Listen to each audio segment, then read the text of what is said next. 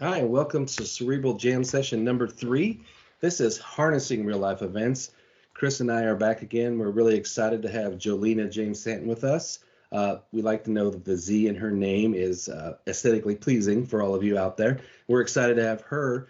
But today we're really going to talk about what are we doing about the issues we've talked about in the previous section. It could be whether it's the pandemic or trauma or anger. There's lots going on. Chris and I may talk a little bit today about what hit Texas recently with the freezing cold weather, but we're just going to hop in and start talking about this, and we'll let the special guest go first, and I'll kind of lead her into this and say, Jolena, we're talking about schools, and we've had conversations. People in schools. What are you doing or talking with them and working with to navigate what they can do for kids, parents, teachers, things like that? Yes, that's kind of close to my heart right now because I have family and friends who are in school. I have, of course, friends who have children who are little ones, elementary school, versus those who it's their first year of high school for their kids. So I'll talk first about my friends and families who are in school buildings. It's a struggle. I think that I often will hear maybe in public discussion, just buckle up. Just the teachers need to do this, or teacher on the front lines. And teachers did not sign on to be on the front lines. That's a lot what a lot of them are saying. But I think what's often missing is that people are genuinely afraid of dying. I Oh, yeah. mean, and whether that's a real fear or not, it it is fore and frontmost in a lot of teachers or people who are in the school buildings minds. There's a few who want to go in, but a lot don't. And being forced to has really just changed their whole life because they no longer can, maybe before where they could have a pod and they were visiting, like my sister. She's in a school, but she can't visit my father who's 93. Now he has the vaccine, but for all those months, for example. Absolutely. And then there's just the struggle. I don't know if people are talking to principals of these schools. It's hard if you're in a district where one week it's, you're going to be going back in person, then maybe you're not. And even when we did not have the pandemic, and I like how we were discussing earlier that it's not all the pandemic, like everything's not the pandemic. Even when we didn't have the pandemic, public conversations were that teachers have it easy. School folks have it easy. Well, they didn't then, and they really don't now. I have a, a friend who's a principal, and just listening to him talk about how long he's staying up at night trying to figure out how this is going to work. Kids coming in on buses, kids being driven in. Yes, let's test them, but who's the person who's doing the testing? Like, how do you say to someone, hey, Adam, it's your day to find out if a kid is maybe has it or not. So a fever comes through at, over the number, you're the person who's testing. How these decision makers feel having to put other people's lives on the line. It's not something that was a part of anyone's training. Right. I Yeah. think that's a huge point, Jolene, is that the focus goes a lot to the kids, get kids back in, and we're forgetting about the adults. And the adults are there and what are the decisions they're making? Because it is difficult. I have friends who are principals as well, and they're like, I'm worried about bringing the kids in, but the science is saying the kids aren't the big risk. It's all my adults that I have there. My stepdad is a custodian. He also suffers from COPD. So he's around everybody all the time. And I'll tell him, hey, Grampy, wear your mask. I wear my mask. Are you going to get the shot? Well, I don't know. I'm like, seriously? Go get the shot. They're lining teachers up now. I mean, the teachers have made it to the front. My friend's wife just got it. And the Yeah. big joke with her is she's the virtual teacher. I'm like, well, you should have been last of all of the teachers. But it's that, and we're thinking about schools because we are school people and we talk about it. But then we have other issues that are going on. So I know Chris is doing a lot with his family and his friends and trying to do community. And we might be able to switch a gear a little bit. And for those of you who are listening, Texas got hammered. Chris and I live in Texas. We've have power outages. We have water issues now, and schools are closed. My kids haven't been in a week because of the issue. Is Chris, so if you're working with customers or working with just people in general in society, what are you telling them to get them through it? Not just the conversation like we had last time, is what are ideas you're giving them to keep moving forward. I mean, even if it's just a, hey, it's good, I'm with you. I mean, even positive praise may help. Yeah, no, the thing is that when you look at what's going on, particularly in Texas, with the freeze and with the infrastructure and the problems that we've had in dealing with it, but it's not a problem of people.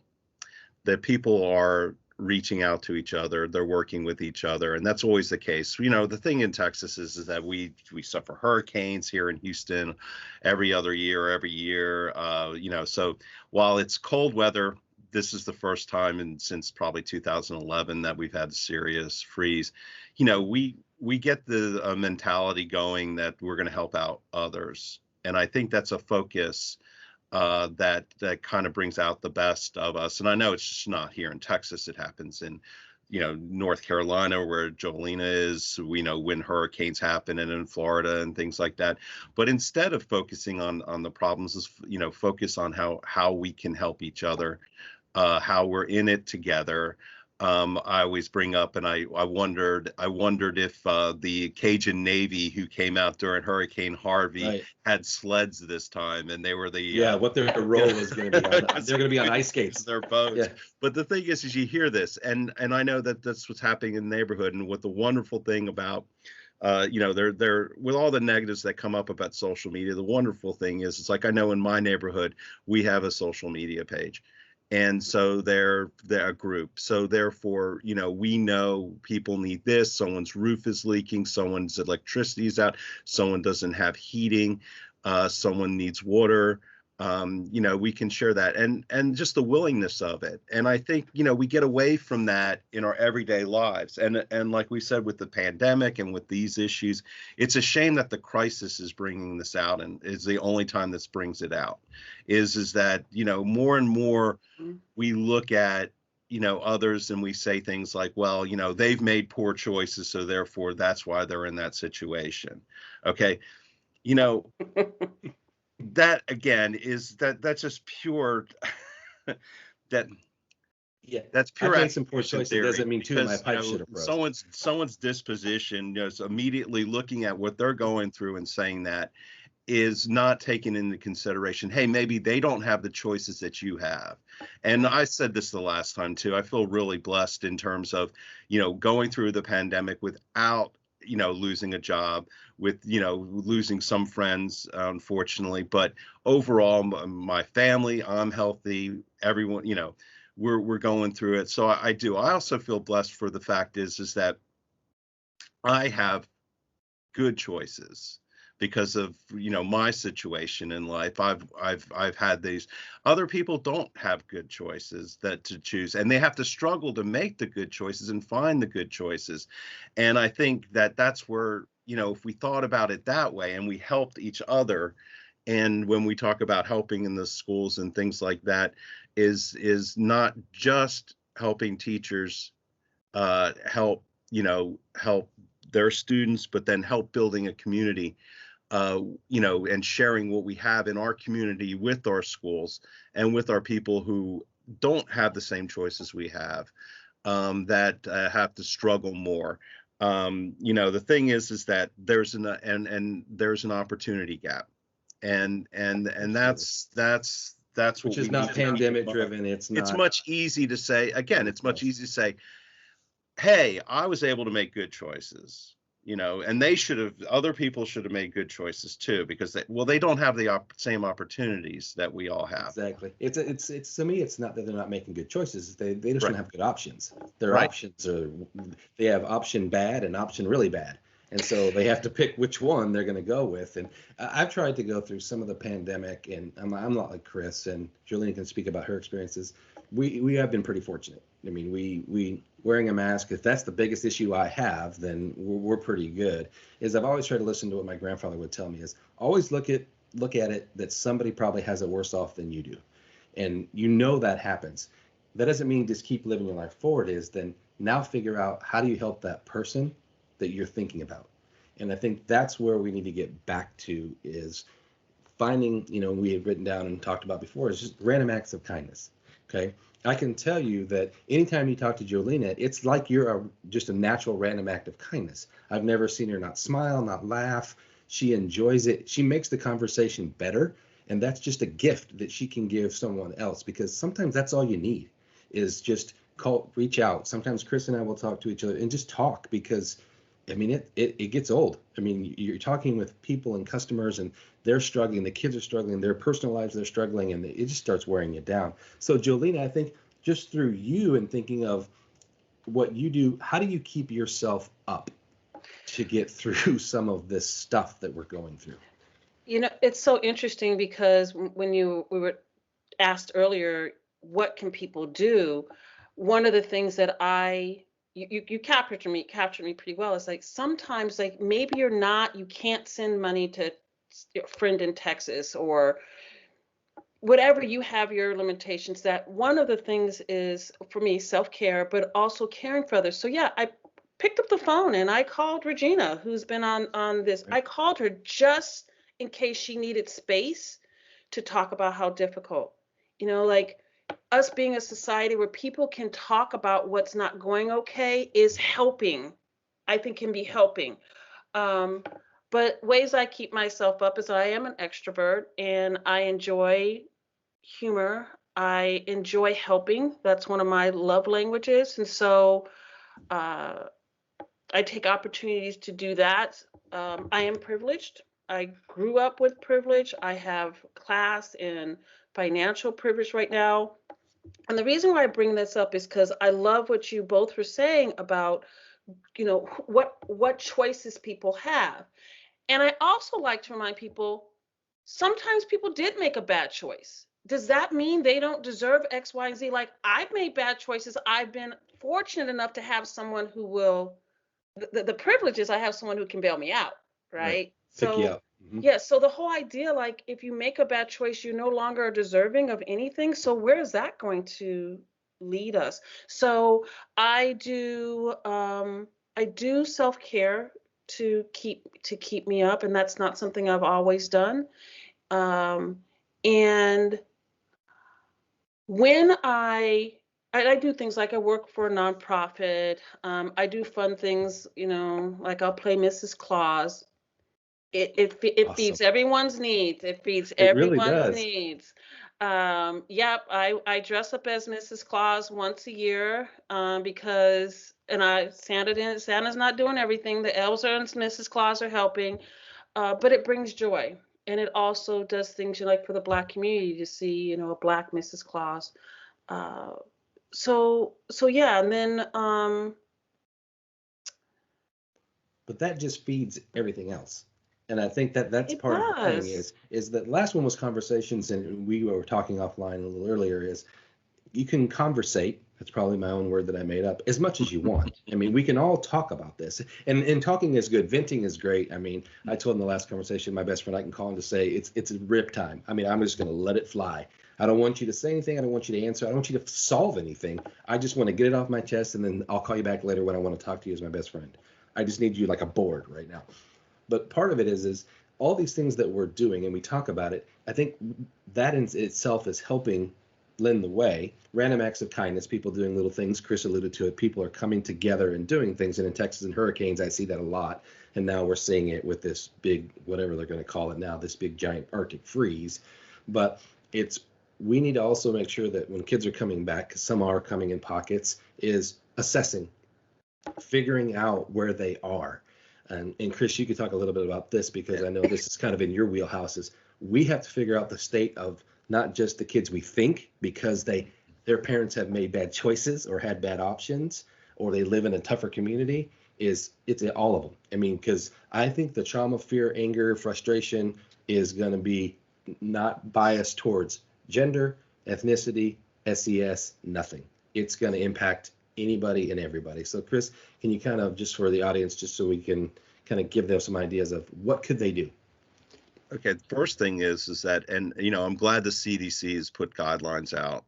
And then I think, when we're working with schools and working with kids, is to then also not only their physical health, but also their mental health, and their ability to cope and their resilience, and to look into that. And as at Pearson, we have a lot of different tools that we use and that we work in partnership with districts. We did a lot with Denver, as you know, Adam. But the thing is the first step is to realize that that's not an equal playing field in terms of how the schools are. I mean, you have the CDC guidelines. There are certain schools that can't meet those guidelines for different reasons. And a lot of it has to do with the ability, the support, the amount of funding that they have to set up to be physically safe. The same thing goes with in terms of supporting mental health. Some of the schools are more more in gear to start providing those supports for their kids. And so we need to be, when working with them, and they need to realize that not only are they not, some of the schools are not as well prepared as other schools. What do they need to get started?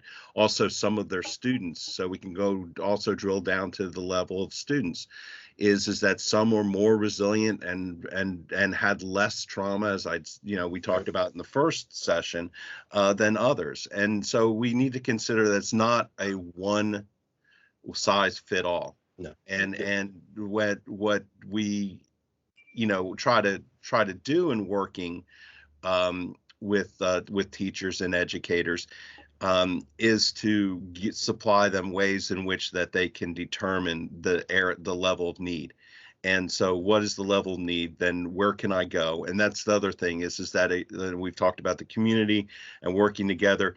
And the good thing is the government is stepping up. We went through 4 years where there wasn't support for schools, and now the realization that if we want to open up schools, it's real easy to say, let's open up schools. Okay, let's have them there, and let's have them there in the classroom, and that's what counts. Is an open school is a school with kids in the classroom. And like I'm saying, this is not the same for all schools, how well they were able to do this. So therefore we need some help and support. I completely agree with Pediatrics Association, American Association of Pediatrics, who talked about the mental health needs of getting kids back into school. The kids need to be back into school. Okay, I understand that. Let's do it safely, but also let's do it so that we know, again, the playing field's not level when we're trying to do this. Let's make sure the schools that have the greatest needs receive the support that they need so that they can do it. And then we don't just say, hey, they made the wrong choices, that's why it's not working.